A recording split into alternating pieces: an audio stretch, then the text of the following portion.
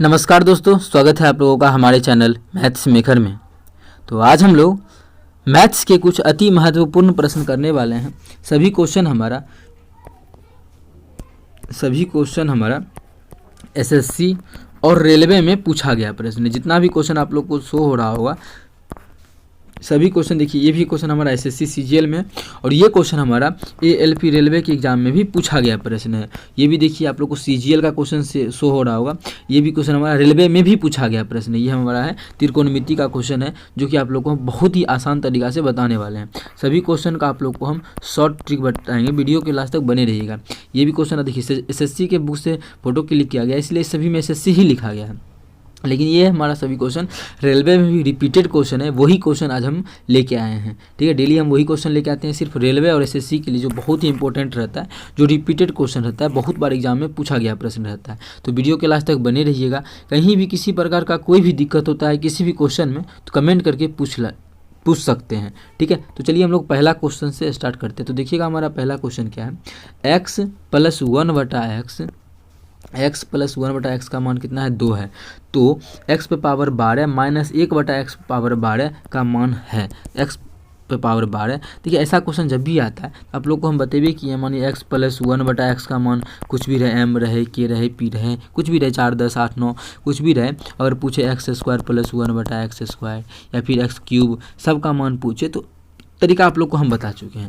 लेकिन तरीका अप्लाई करने से पहले एक चीज़ और देख लेते हैं कि कुछ ऐसा मान है, 1, 2 मान एक रखें x का मान या 2 रखें, क्या सेटिस्फाई हो रहा है? अगर हो रहा है तो हम आसान तरीका से बना सकते हैं। आगे क्यों हम फार्मूला भी लगाएंगे, x + x² मान निकालना है तो फार्मूला लगाना पड़ेगा ना, m², कथी इतना भी फार्मूला लगाएंगे, वो भी हम लोग करने से बच सकते हैं। उसका भी हम लोग क्या कर सकते हैं, टाइम बचा सकते हैं। उसके लिए हम लोग को चेक करना पड़ेगा। अगर मानिए x का मान 1 रखते हैं, x का मान 1 कितना, x = 1 रख के चेक करते हैं, 1 रखेंगे तो 1 रखेंगे तो 1 1 कितना हो गया, 2, जो कि हमारा बराबर भी हमारा कितना, 2 ही दिया हुआ है। बराबर भी कितना दिया है, 2 ही दिया हुआ है। मतलब x का जो मान है 1, वो हमारा क्या हो रहा है, सेटिस्फाई हो रहा है। मतलब इस क्वेश्चन के लिए में जो है x का जो मान है इस क्वेश्चन में 1 ही है। क्या है, x = 1 ही है। तो हम लोग क्या करेंगे, अगर सेटिस्फाई किया तो जो हमको निकालना है उसमें भी x का मान उतना ही रख के हम लोग आंसर को निकाल लेंगे। तो रख लेते हैं यहाँ पे कितना, x पे पावर 12, अरे थोड़ा सा मोटा हो लेते हैं, x पे पावर 12, इसका मतलब 1 पे पावर 12 घटा 1/x पे पावर 12, इसका मतलब 1 पे पावर 12, ठीक है। 1 पे पावर 12 का मान 1 होता है, घटा 1/1 पे पावर 12 इसका भी मान 1 होता है। 1 में से 1 घटाएंगे तो कितना हो जाएगा, 0। मतलब इसका जो मान निकल गया वो हमारा 0 निकल गया। तो 0 हमारा देखिए किस ऑप्शन में है, तो हम लोग देख पा रहे हैं 0 है, वो हमारा तीसरा ऑप्शन में है। तो 0 जिस भी ऑप्शन में है वो ऑप्शन हमारा बिल्कुल करेक्ट आंसर हो जाएगा।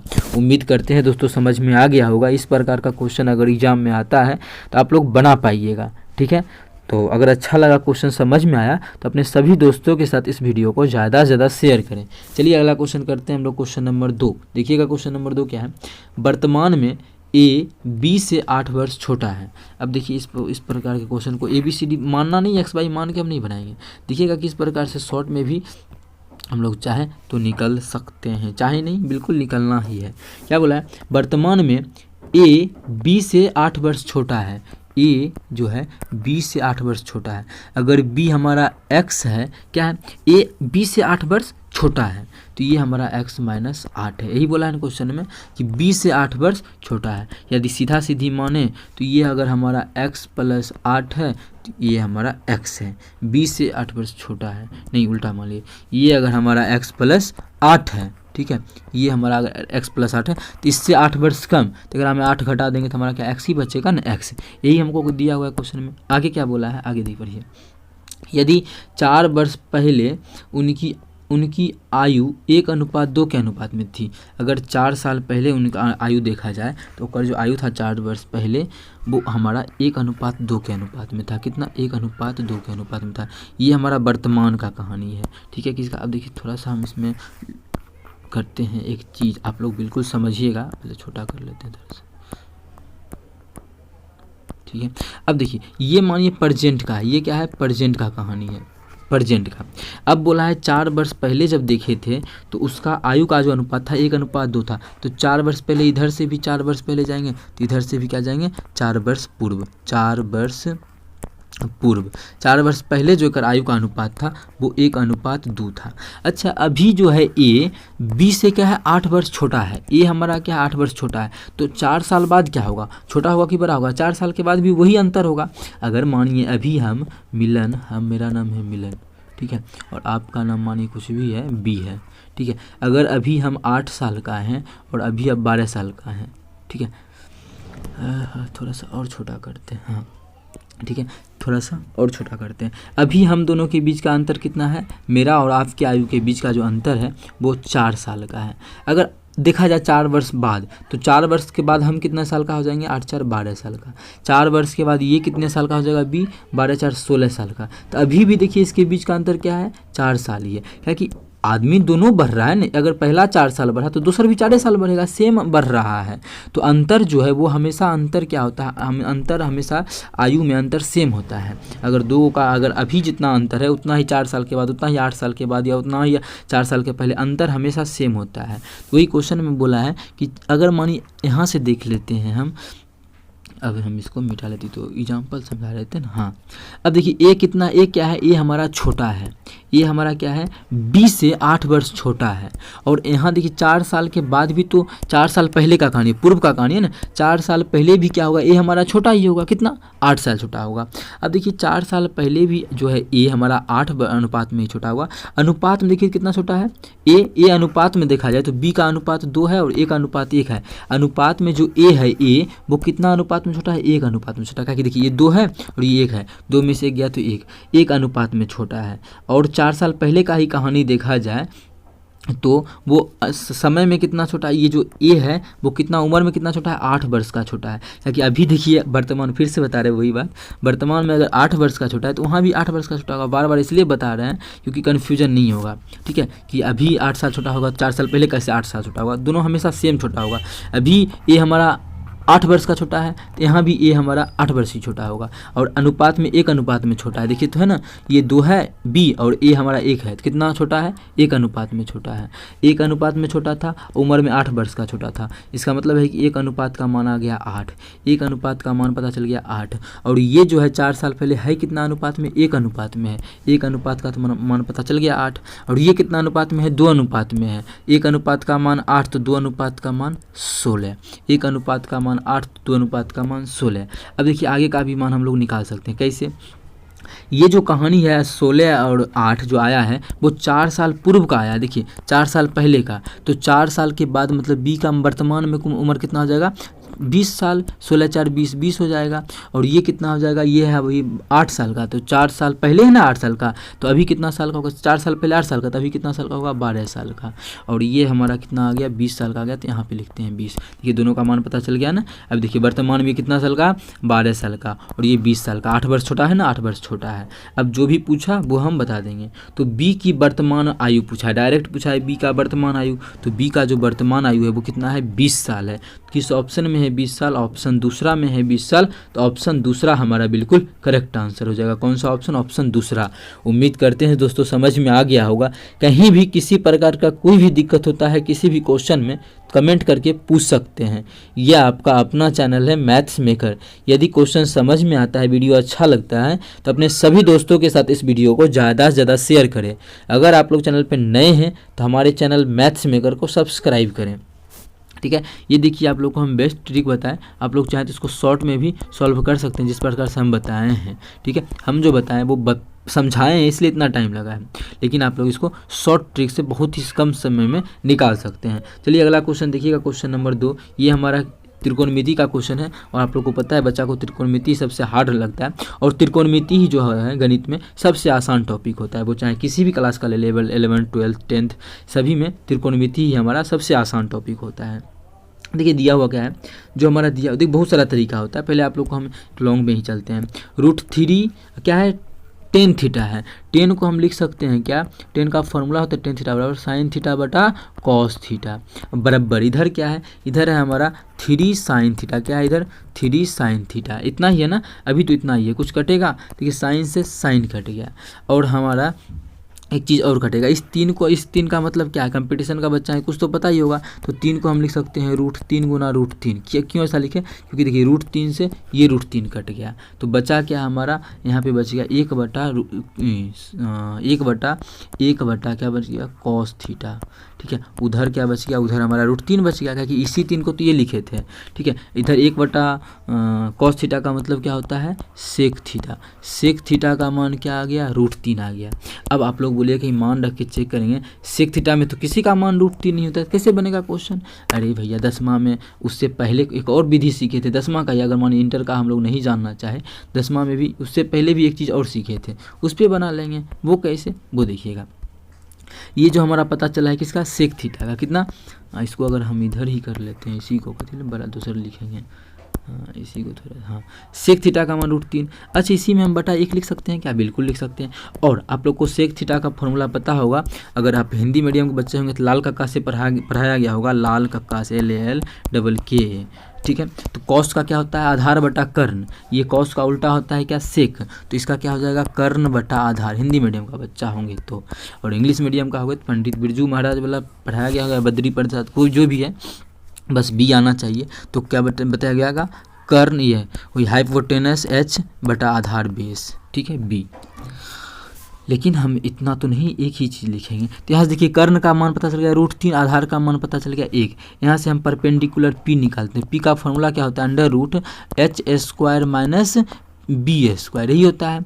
h का मान कितना है, अगर मान यहीं से हम h का मान h² मतलब h का मान कितना है, अगर h लिख दिए, अगर h नहीं लिखे k लिखे तो k का स्क्वायर माइनस a का स्क्वायर। अब देखिए k का भी मान हमको दिया k² का मतलब क्या हो जाएगा k² का मान है √3 का स्क्वायर कितना होता है 3 घटा a² 1, तो p का मान यहाँ से घटा कर निकाल देंगे कितना हो जाएगा √2, कितना हो जाएगा √2 हो गया हमारा इसका मान।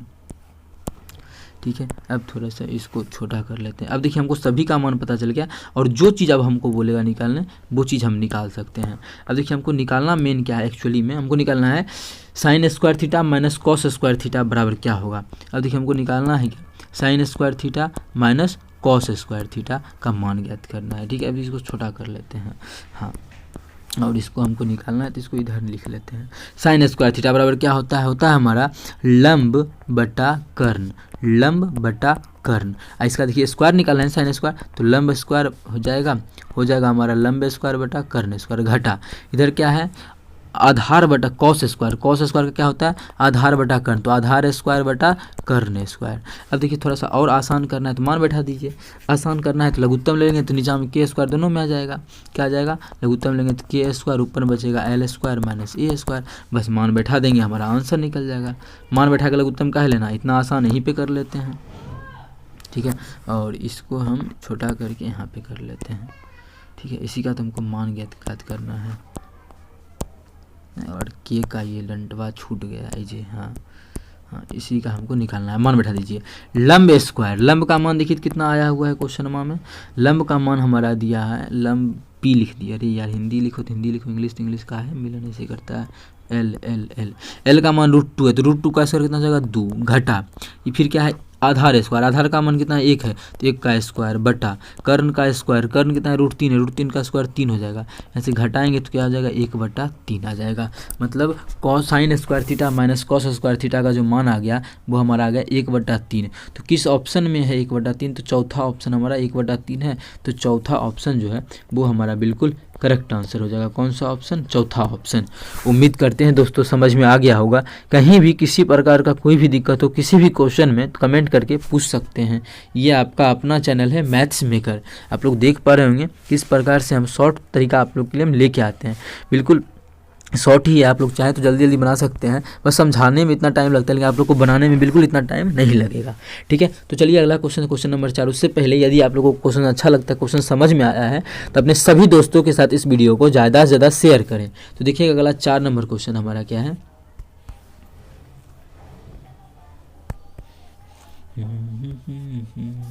इसको छोटा कर लेते हैं। अरे यार तुम नीचे आ जाओ। अब देखिए 4 नंबर क्वेश्चन क्या बोला है, 5 अरे यार इतना गहरा, 5 संख्याओं का औसत 7 है।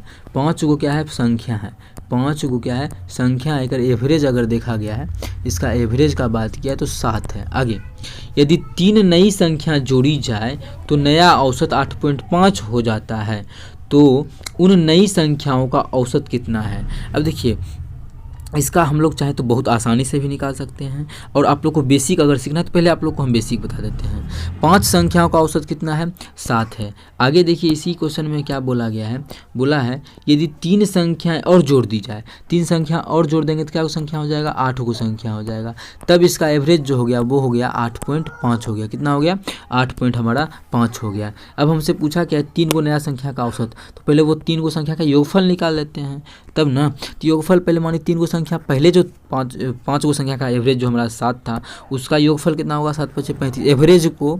एवरेज को और संख्या को गुना करते हैं तो योगफल निकलता है, ठीक है, आप लोग को पता होगा। और यहाँ पे गुना करेंगे इस दोनों कितना हो जाएगा 8 × 5 = 40 को 0 बाकी 4 8 8 64 4 68 कितना हो जाएगा 68 हो गया। इस दोनों को गुना करेंगे तो हमारा कितना हो जाएगा 68 हो जाएगा। अब देखिए 5 को संख्या का एवरेज योगफल 35, 8 को संख्या का योगफल कितना 68, तो 3 को संख्या अगर देखना चाहें तो कितना 3 को संख्या बढ़ा है ना, 5 से 8 हो गया, 3 को संख्या बढ़ने के कारण ये 68 हो गया। तो कितना बढ़ा है 8 में 3 और 3 33, कितना बढ़ा है 33 बढ़ा है। क्या को संख्या ये 33 जो बढ़ा था 3 को संख्या ने बढ़ा था, मतलब 3 को संख्या का योगफल हमारा 33 था। कितना 3 को संख्या का योगफल जो था 33 था, और एवरेज हमको बोला यही 3 को संख्या का एवरेज। तो एवरेज जो होता है एवरेज वो क्या होता है तीनों सभी संख्या का योगफल बटा संख्या, सभी संख्या का 3 को संख्या का एवरेज निकालना। देखिए उन 3 संख्याओं का औसत निकालना है, तो 3 को संख्या का योगफल कितना हो गया 33 बटा क्या को संख्या है 3 को संख्या, तो काटेंगे तो कितना आ जाएगा उस 3 को संख्या का एवरेज कितना आ गया 11 आ गया। तो 3 को संख्या का एवरेज 11 हमारा किस ऑप्शन में है, ऑप्शन 3 में है, तो ऑप्शन 3 हमारा बिल्कुल करेक्ट आंसर हो जाएगा। कौन सा ऑप्शन, ऑप्शन तीसरा। ये तो हमारा लॉन्ग प्रोसेस हुआ जो कि एग्जाम में बिल्कुल इसी प्रकार से नहीं बनाना है। अगर कोई दिमाग ना काम करेगा तो आप लोग आपके पास टाइम है तो लास्ट में इस तरीक़ा से बना सकते हैं, लॉन्ग है, लेकिन अगर आप लोग से लॉन्ग भी शॉर्ट की तरह इतना जल्दी ही बन जाता है तो कोई बात नहीं है, क्योंकि लॉन्ग भी देख रहे हैं आप लोग कितना इतने गो में हो गया। अरे यार का है लॉन्ग भी देखा जाए तो इतने गुम हो गया है ना, बहुत छोटा में हम निकाल लिए हैं इसको। तो इस प्रकार से भी एग्जाम में चाहे तो आप लोग बना सकते हैं। अभी के लिए हमारा हो गया ये वाला साइड हो गया। अभी हमको जो निकालना है वो निकालते हैं। अब देखिए अब डायरेक्ट हम लोग आंसर को निकाल सकते हैं। कैसे, 5 गो संख्या का एवरेज AVG कितना 7, और कितना संख्या 8 गो संख्या का एवरेज कितना 8.5 कितना का। अच्छा देखिए वो संख्या 5 को शुरू से जो 5 को संख्या था 3 को संख्या बढ़ा है, 3 को संख्या बढ़ने के कारण एवरेज में कितना का बढ़ोतरी हुआ है। एवरेज अगर देखा जाए 7 से कितना हो गया 7.5 मतलब 1.5 का बढ़ोतरी हुआ है। कितना का 1.5 का। तो अब देखिए कितना संख्या जो है तीनों मतलब पहले, अब देखिए 5 गो संख्या का एवरेज कितना, थोड़ा सा समझिएगा क्वेश्चन बेसिक्स, ट्रिक बताने के लिए समझना पड़ता है।